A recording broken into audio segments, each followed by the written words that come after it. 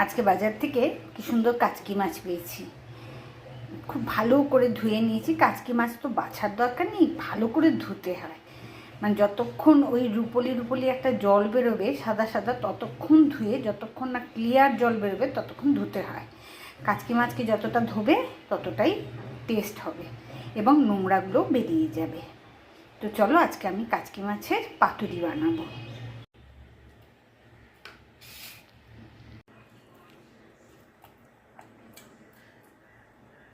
এখানে আমি আটা ইউজ করছি। আজকে ঘরে আমার বেসন নেই, তোমরা বেসন ইউজ করতে পারো বা আটাতেও ইউজ করা যায়।